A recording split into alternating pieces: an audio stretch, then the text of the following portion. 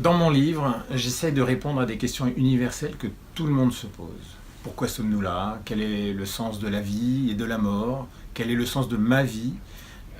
Pourquoi, pour quelles raisons il est parfois si difficile ou si douloureux de vivre? Pourquoi il y a tant de souffrance sur Terre? Et comment être heureux?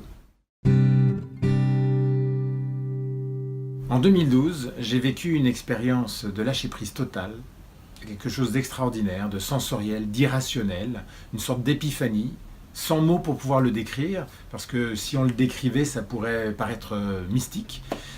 Mais cette expérience associée avec ma pratique de coach, d'accompagnement aux transformations et aux changements de vie, m'a permis d'accéder à des réponses et à les formuler.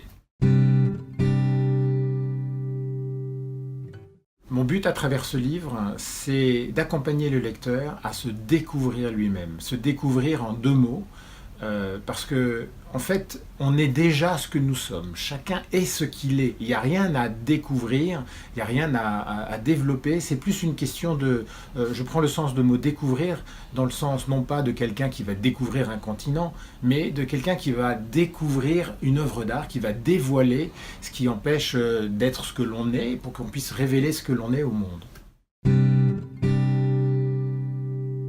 On expérimente la souffrance et il est difficile de vivre lorsque nous sommes autre chose que ce que nous sommes profondément, quand on essaye d'être quelqu'un d'autre, quand on s'accroche à des illusions de nous-mêmes, quand on persiste à être quelqu'un que nous ne sommes pas.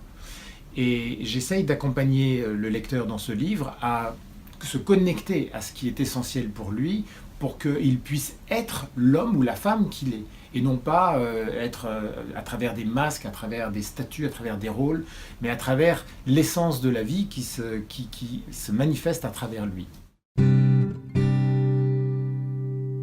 Alors, je ne dirais pas que mon livre s'inscrit dans une tradition, parce que c'est un témoignage d'une expérience singulière, de mon expérience de vie singulière. Mais si je devais rattacher ce livre à un auteur et à un ouvrage, ce serait avec le livre d'Eckhart Tolle, Le pouvoir du moment présent. Parce que dans mon livre, j'explique combien, et j'accompagne le lecteur à intensifier sa présence à ce qu'il vit. Le moment présent, en quelque sorte, c'est à la fois une clé et une conséquence. Ça va le mettre en lien avec lui-même, ça va lui permettre de reprendre la télécommande de sa vie, de ses émotions, ça va lui permettre d'améliorer la communication avec lui-même et avec son entourage, conjoint, enfant, amis, collègues. Et ça va lui permettre de faire des transformations concrètes au quotidien dans sa vie.